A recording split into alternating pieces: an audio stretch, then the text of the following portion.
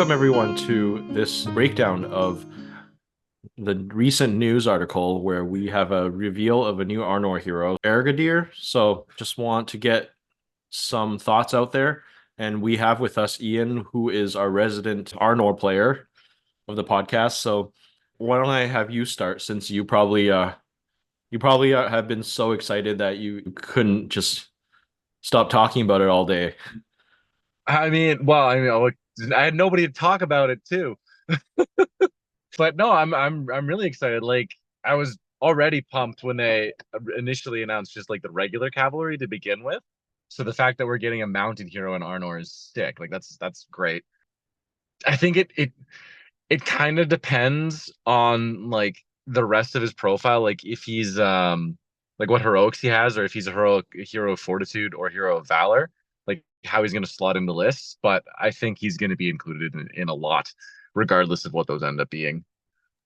Yeah, so just a recap, we know that he's fight 5, 2 attacks, and from the model we see that he is mounted with a shield, and he has a 5 plus master of battle and defense 7. I believe he has a war spear and he also has expert rider. So Oh, if does it say as expert rider? yeah, he is an expert rider. So if he since he has Captain of Arnor in his name, it's likely Mhm. that he'll be fortitude, but like you said, we don't know for certain. Yeah. Yeah, I thought he was going to be fortitude. I saw some people talking online throwing out the idea of valor, and like it's possible. Like I wouldn't be surprised. But if he is, then it just like it opened. I mean, obviously, I think about alliances a lot, but it really opens up the list too, because like you can ally, but also just squeezing in those extra few models can really make a difference. Yeah.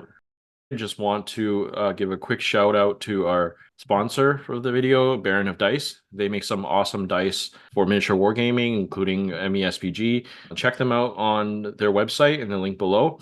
And also want to mention that we have a Patreon promotion coming up. After a month of joining, all patrons will receive a set of dice.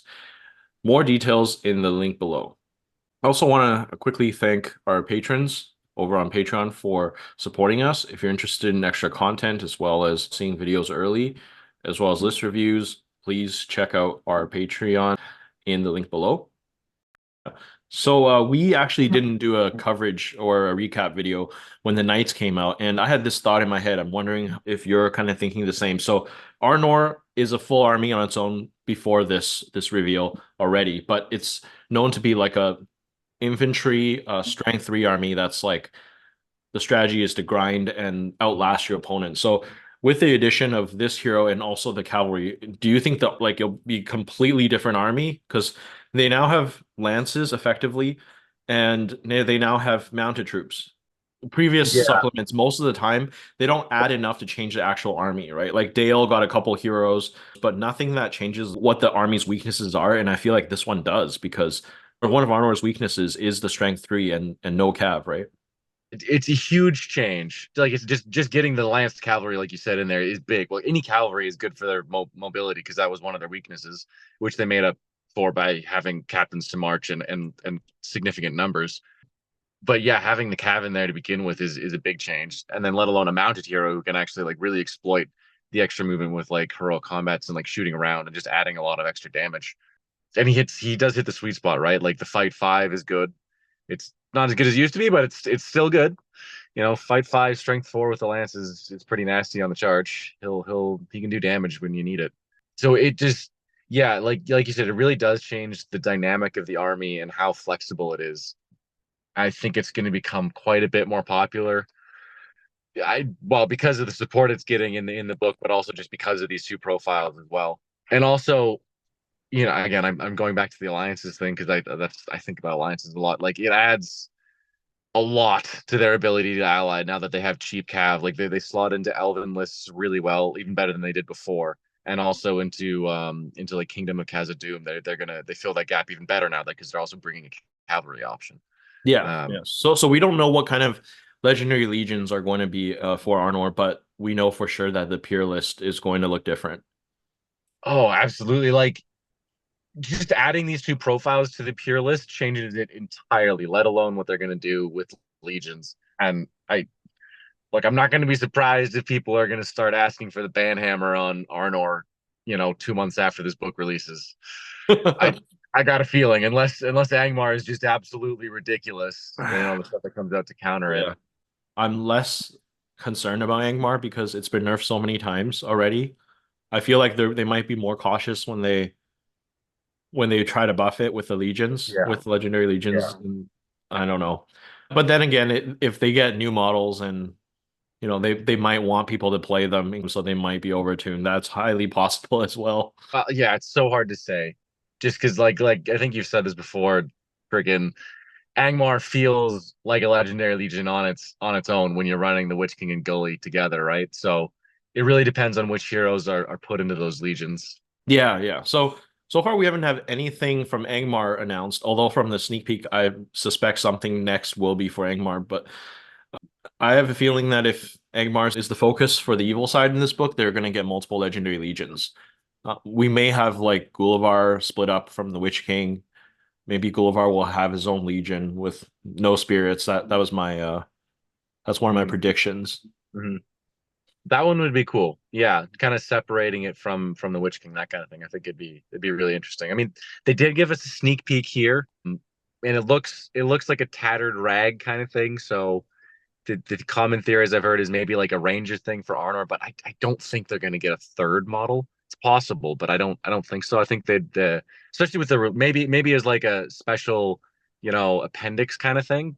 But I think GW is probably going to want to start teasing the Angmar stuff, get that side of the people hyped up as well.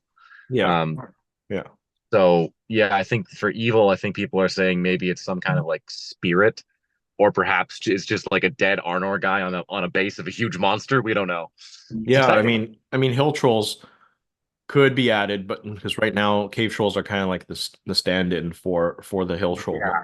Yeah.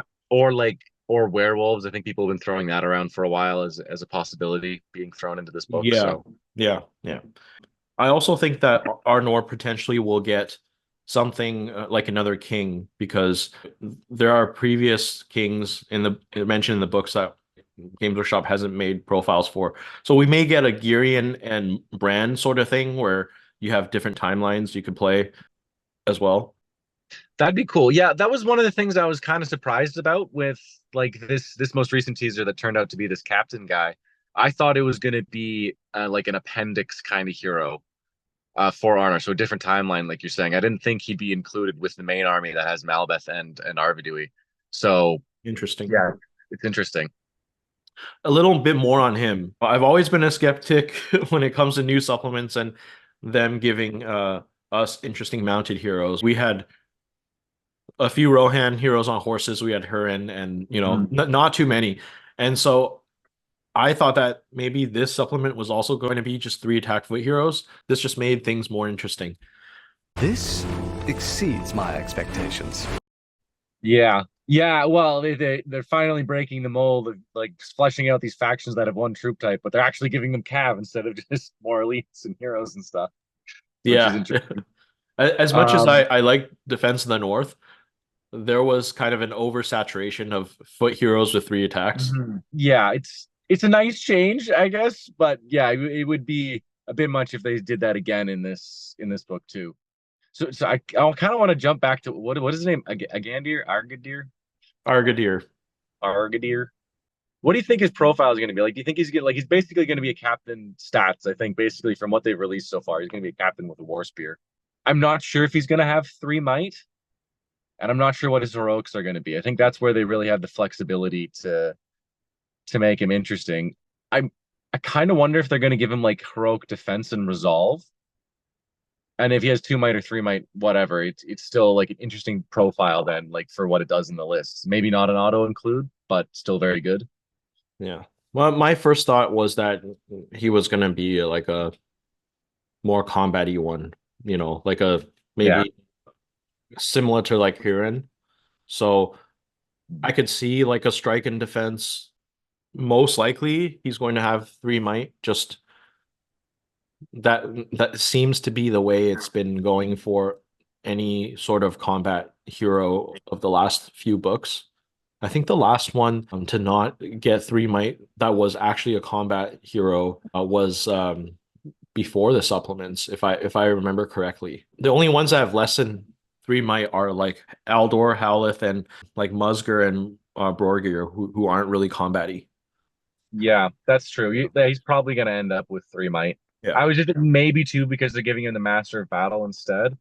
Just and it kind of makes it a bit more unique. Yeah, I mean, 3 might's obviously better, but 2 with like the Master is kind of it's a bit Yeah. different, right? His profile's kind of similar to an Iron Hills captain, just based on Mhm. Master Battle and then also the stat line. Iron Hills captain also has War Spear, so they might be around the same, like 80, 85 points. Yeah, I peg him like if he's fully kitted at about 80 points. Yeah. Maybe 85, depending on what other special rules he gets. Mhm. I think that it would be more interesting if he didn't have March, because then at lower points you would choose whether he would be your third hero or a captain. If he had Yeah. March, then you would take him every time, like automatically.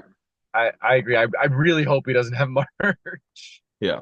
Honestly, any other heroic action combos, like he's probably gonna have 1 or 2 would be okay. But yeah, if he has March, then it's just kind of like, what's the point in the captain, right? It makes the list building way less interesting. Yeah, exactly. It looks like it's been one reveal a month, so we're slowly getting information piece by piece. Yeah, I'm guessing, again, assuming they're gonna want to start pumping up Angmar, maybe they'll give us, in June and July, Angmar teases, and then August we'll actually see what the book is gonna be. And then it'll launch in maybe October-ish, Yeah. September, maybe. Yeah. It's exciting though. I mean, it's been over two years at this point now since the Pretty last pretty release. much 2 years. I think Defense of the North came like 2 summers ago. Yeah, I think it was June, right, or Yeah. so, around when it launched. So Yeah. yeah, everybody's excited to finally see some new things. Yeah. I'm so excited! I'm so excited! When we get more reveals and maybe details of some of the actual legions, or maybe we'll get like full stat lines in like a PDF download format, we'll do another breakdown if there's more to talk about. Yeah, I mean, well, that's the pattern, at least with the heroes from the last book. So hopefully they do that, and then maybe some last minute balancing. That'd be nice. We'll see how it goes. Honestly, I'm excited and I'm happy about the Arnor stuff. I really hope that there's if they are going to expand other lists, that like high elves get a little bit of love. Another troop type would be great. They have a bunch of heroes, so maybe they don't need another hero, but just another troop type would just be so good for them. It just as a faction really revitalize it a lot, I think. Maybe a Hobbit Archer hero. Oh yeah, that'd be cool. Yeah, that'd be really cool. Give Hobbit Archers some kind of buff so that Rangers aren't better in every way. Yeah. Or I don't know, like you could even just give him like a copy paste, like the ambush rule, and say that he like the hobbits don't count towards like they can be the bow limit in an Arnor force or something. Ambush rule, like treat them like goblin mercenaries. Isn't there's a hobbit? Yeah, there's a hobbit here who can already do that, right? Isn't that kind of what they did? Yeah. Or something like that. Yeah. It's in the Legendary Legion, where you can have one warband that shows up on a terrain piece. Yeah. Okay. Yeah, imagine that. Like just a dozen Hobbit archers pop up in a terrain piece. You're like, oh my god. Yeah, then Arnor is good enough without any legions. Well, I mean, yeah, it's already good enough without any legions. So we'll see. We'll see what the legions do. How do I put this? I hope it's better crafted than the pure Dale Legendary Legion. Yeah. I'll say that. Arvadui's Fearless Bubble goes to 12 inches, and Malbeth's Save goes to 12 inches. Like that. Honestly, like if it is that, it's just like you're never gonna take the pure list. Because Yeah. unless you're allying, which is still very viable, but we'll see. Excited to see what comes next. Definitely. All right, so this has been our reaction and breakdown of this week's news. Let us know how you feel about these Arnor reveals, what you think is going to come next. Thank you all for watching, and look forward to the next episode of Into the West.